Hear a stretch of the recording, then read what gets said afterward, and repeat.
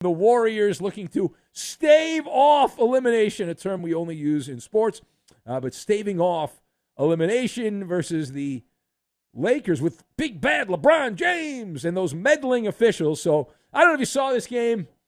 Maybe not. It was the late game on the card, and perhaps you did not consume this product. You chose not to partake in the product. Don't worry. We watched for you.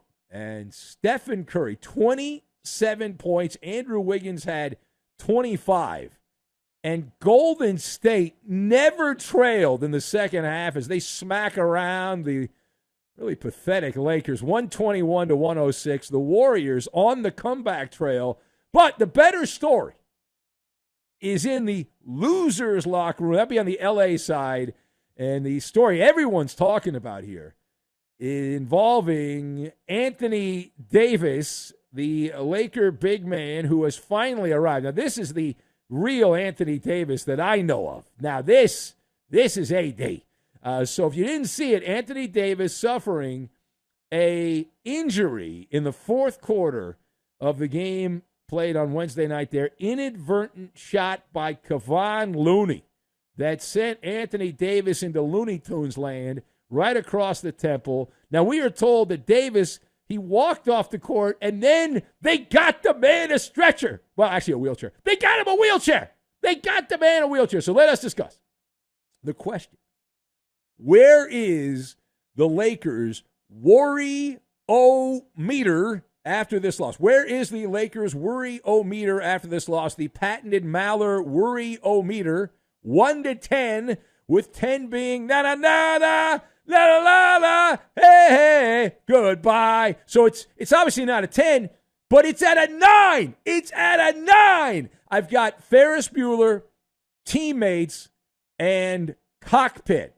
And we will tie all of these things together, and we are going to make a Game 6, which is what we have now in this series. So, the Lakers, I was told by the smart people, had a chokehold on this series. The wise guys told me that, right? The media elites told me that. It was in the tote bag.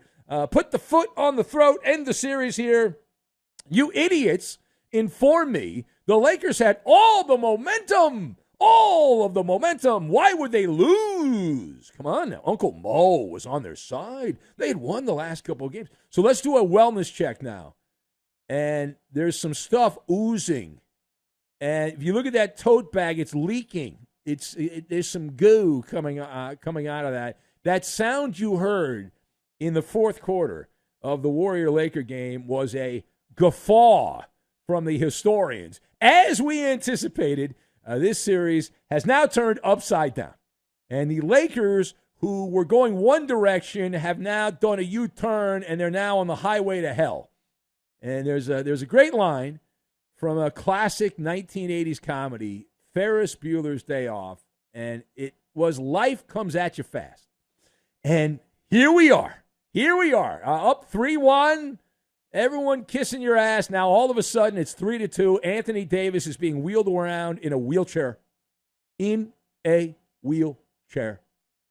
does he think? He's Paul Pierce? Leaving with what certainly looked, by all accounts, to be a concussion. And Kevon Looney, as we said, the slap inadvertently. AD was woozy. He was wobbly. And the Lakers have made sure to let everyone know it's not a concussion. No. It looks like a concussion. It's not. Okay. I go by the duck test. If it looks like a duck, sounds like a duck, walks like a duck, and quacks like a duck, it's a duck. If the person walks around like they've had a concussion, needs a wheelchair because they can't walk in a straight line, is all hazy like they've had a concussion, they've had a concussion. All right? What do I know? I just do the overnight show. But if your equilibrium is off, you get slapped in the head, you can't walk, you need a wheelchair, out of an abundance of caution, the NBA's got to step in. They've got to put him in the concussion protocol. What do you expect from Anthony Davis going forward? So here's what I expect. He might have a headache right now, but all the historians of the Lakers are about to have a migraine. Even if this guy plays in Game 6, he is fragile. Now, when I was a little kid, my mom read me the story of Humpty Dumpty. And Anthony Davis continues to be the Humpty Dumpty of hoops. Humpty Dumpty sat on a wall. Humpty Dumpty had a great fall. All the king's horses and all the king's men couldn't put Humpty together again. Even if Davis plays, the guy is fragile. All of the immense pressure is on the Lakers. Oh, it's so good. It is now their elimination game. They are now up against it in Game 6, which is really Game 7, because if not, turn out the lights, the party's over. Outside of some meddling referees, which is possible, but outside of that, if the game's played straight up, the Lakers are cooked if it gets back to the Bay Area. Every man, woman, and child knows this to be true. Now, page 2. There has been a verbal sparring match, which has been started here the last couple of days between the Warriors and the Lakers. Steve Kerr started chirping about the clearly biased officiating, which has been going on in the beginning of this series, and pointing out the rather obvious, anyone with functioning eyeballs, even blind Emmett, the Seahawks fan, believes there's some shenanigans going on here. And he highlighted the obvious flopping going on by many gutless Laker players. And that, of course, led to a rebuttal from both Darvin Ham and LeBron James. Darvin Ham said, a quote, "I just control what I can control, which is coaching my team. I don't go down the rabbit hole of blaming the referees." LeBron James said, quote, We're just not a team that goes out there looking for flopping opportunities, said LeBron as his nose was growing like a wooden puppet. So anyway, let's discuss this part of the story. What is your takeaway from LeBron and Darvin Ham's response to the referees? Well, for Darvin Ham and LeBron, predictable. Darvin Ham guilty of gaslighting. Now, I will tell you the truth. If I was coaching the Lakers, I would not criticize my teammates either, those referees who are the secret ingredient. This series would already be over. Do you realize the Warriors would already be getting ready for the Western Finals if it wasn't for the referees in this series? They've had the Lakers, most of these games, has been 5-on-8 in favor and the 8 with the Lakers. It's like been dreamlike. Why would you criticize that? There's been no reason to criticize that. The first 4 games of the series, L.A.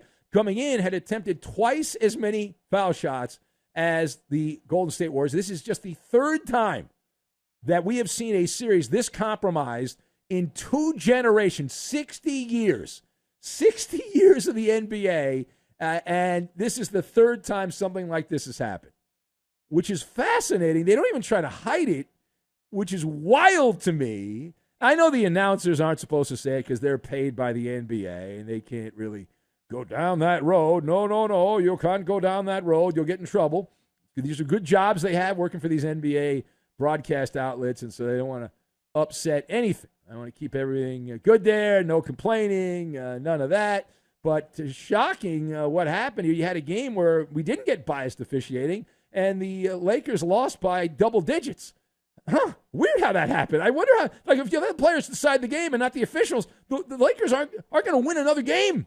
And they wouldn't have won a game in this series. And anybody who knows basketball knows that to be true. The Lakers have gotten all the help they can possibly get. And it didn't happen in this game. We'll see if it happens in L.A. in the next game. But even that might not be enough. You know, Anthony Davis, even if he plays, he's like a Looney Tunes cartoon. He's seeing stars. And then Darvin Ham's, he's also gaslighting because he bellyached about the referees after Game 2. And he went down the rabbit hole earlier in the year. All right, now last word here. So I'm going to go over to the Warriors. What the heck is going on with Klay Thompson?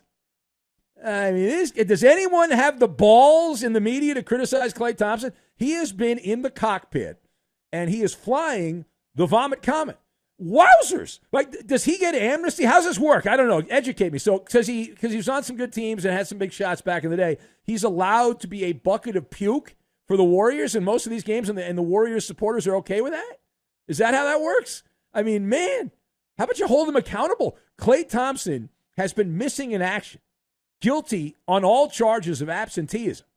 And the Lakers and Warriors have now played 5 games, and Klay Thompson has shown up for 1 of the 5 games. 1 of the 5 games. That was Game 2. He had 30 points, made a bunch of shots, 8 of 11 on money balls. Outside of that, it has been a ghost town. Ghost town. And he's been open. Most of the time, the Lakers' defense is not very good. These Warrior guys are open. Klay Thompson, outside of Game 2 in this series, is shooting, I did the numbers, 32% field goal percentage for Klay Thompson from the floor. He's a little better than that from three-point range, but 35%, 14 of 40 outside of Game 2. A lot of bricks. And even with that, Klay Thompson being pretty much a no-show, and the referees most of this series. Lakers have won 2 games because of the officials, and here we are. Stunning situation where we find ourselves at this point. And Anthony Davis has an ice pack right now. As we speak, he's got an ice pack.